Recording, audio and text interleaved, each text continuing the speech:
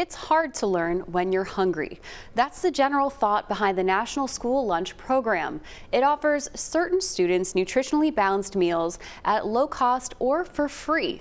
Minnesota went one step further, offering free meals for all students. And now there's a push to improve the program even more by giving students more choices.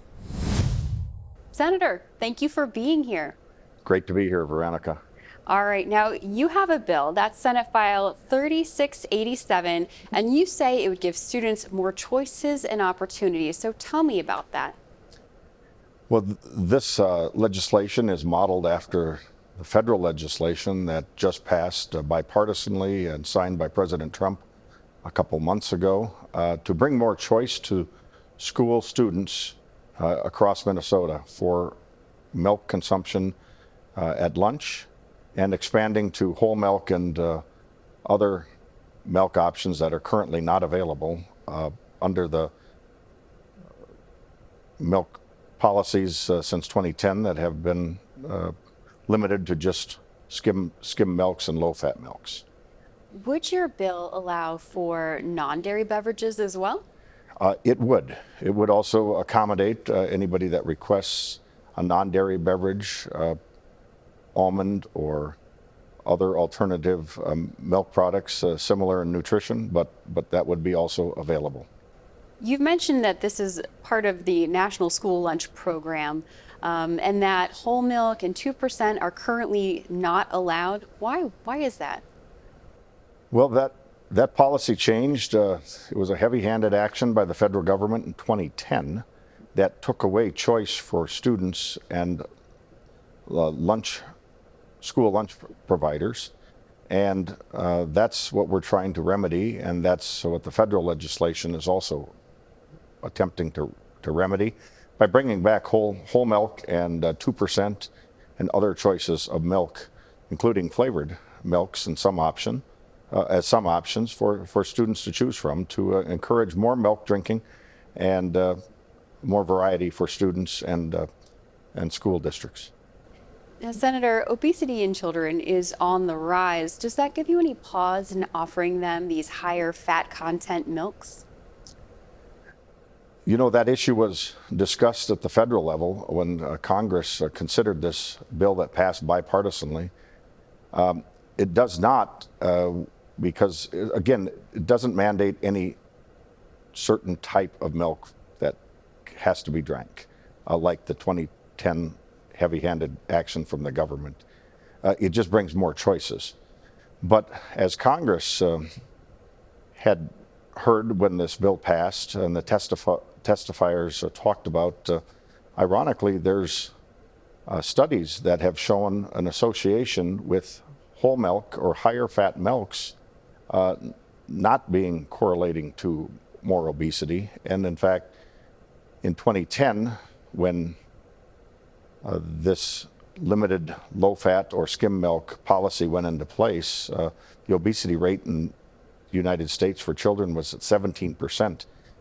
It is now up to 21% after they mandated skim milks in the school districts. And so there doesn't seem to be a correlation. There seems to be an interesting association in many studies, as Professor Ayub from Albert Einstein Medical School in New York had testified to Congress that obesity rates seem to actually be lower in students or children that have drank higher fat milks. And so they're not conclusive, but there doesn't seem to be any correlation that the whole milk or the higher fat milks are a result of the obesity. In fact, the opposite seems to be some of the results and associations in many of these studies that Professor Ayub cited from Albert Einstein Medical School in New York, and other groups have talked to us about this. And so we think bringing choice back to students and school districts across Minnesota is a good policy, and let people choose what flavor, what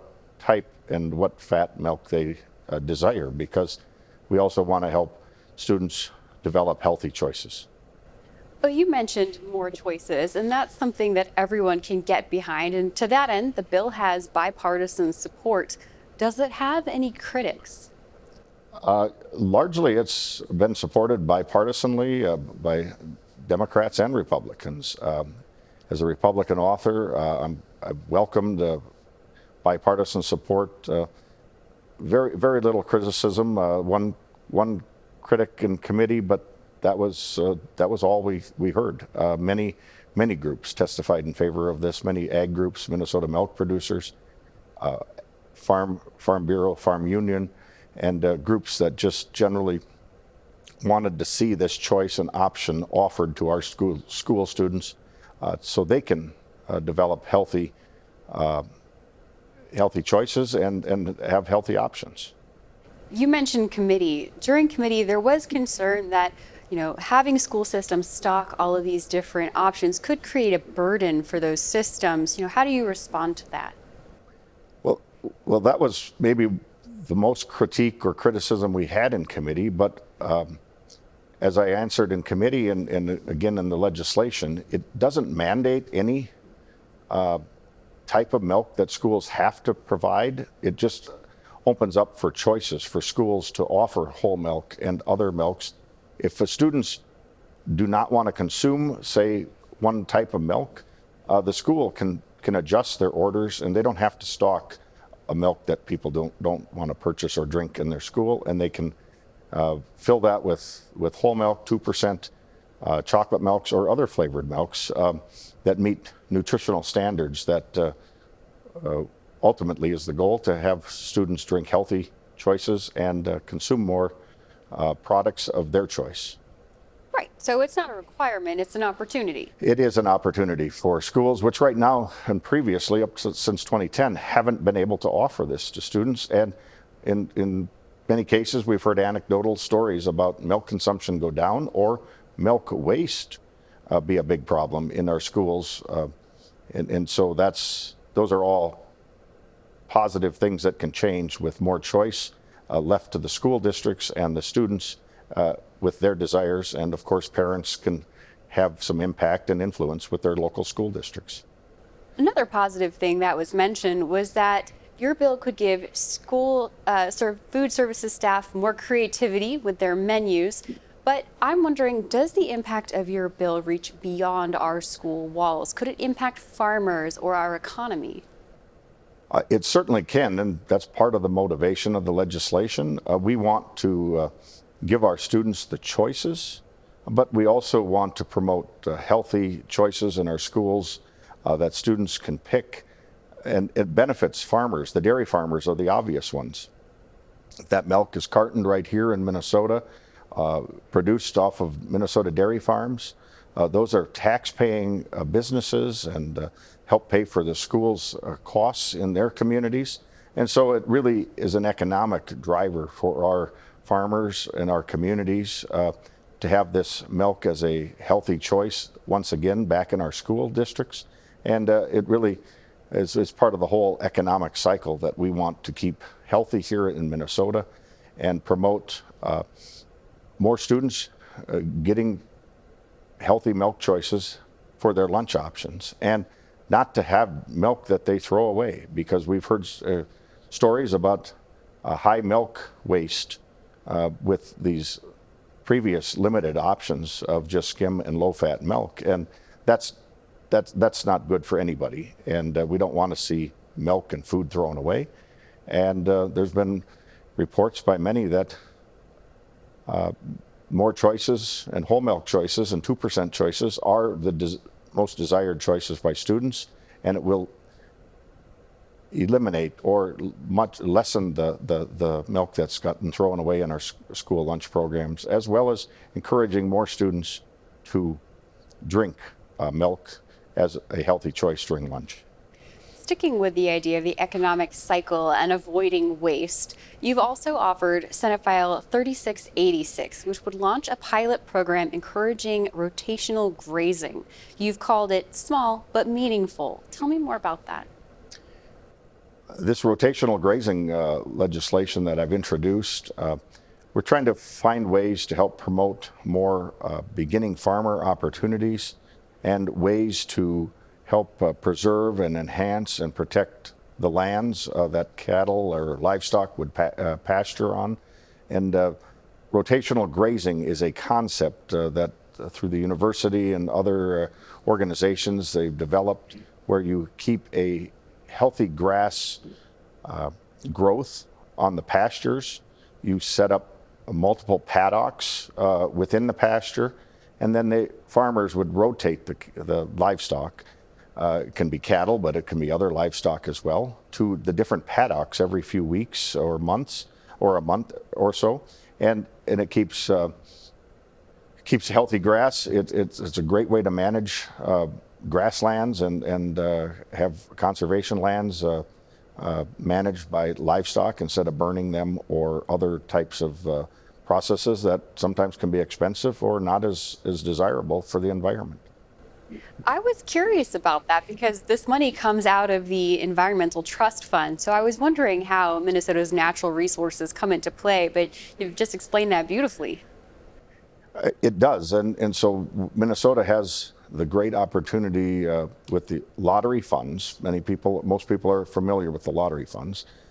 That we've set up as an environmental trust fund here in Minnesota. And so right now, $121 million of that fund is allocated out of the trust fund because of the interest and the growth of the trust fund. That is just 5% of the trust fund that we spend and allocate every year per the Constitution and state statute.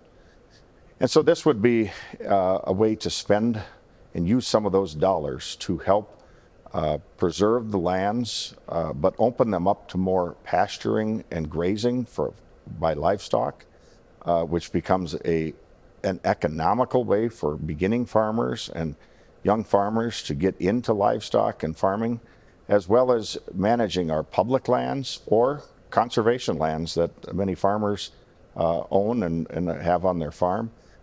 Specifically, this legislation would just help them with up to 50% of the costs of the fencing or establishing the grasslands for their grazing operation, and not to exceed $25,000 per recipient. So they're not big grants, but they might be very meaningful to a beginning farmer or a farmer that wants to expand some into the pasture and use public lands or private conservation lands that they have the lease rights for or ownership of. And so that's what this legislation would do. Could be a real win-win for the environment as well as farmers, and promoting more healthy livestock pasturing operations in Minnesota.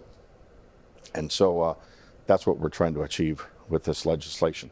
Now, Senator, we started this conversation talking about milk. I want to bring it back to milk. You've said choice is very important to you. So to that end, we have a flight of milks for you to choose from. During that committee meeting, you mentioned several flavors. So we have a variety here for you. We have banana milk, almond, oat, cookies and cream, chocolate, and root beer, which we had never heard of until you mentioned it. So tell me, which one would you like to start with? Well, Veronica, that is a smorgasbord of choices. Hard to pick from, but this kind of mimics the idea behind this legislation, as students could pick from lots of great dairy products. I will probably start with the root beer flavored milk, if that works. Here you are, Senator. All right, I will go for oat. And let me just conclude. We talk about dairy products, and a fun little saying I've come up with over the years is, remember, milk, cheese, ice cream, and butter are all great and tasty things that come from an udder. I hadn't heard that. Thank you. All right, cheers, Senator. Cheers.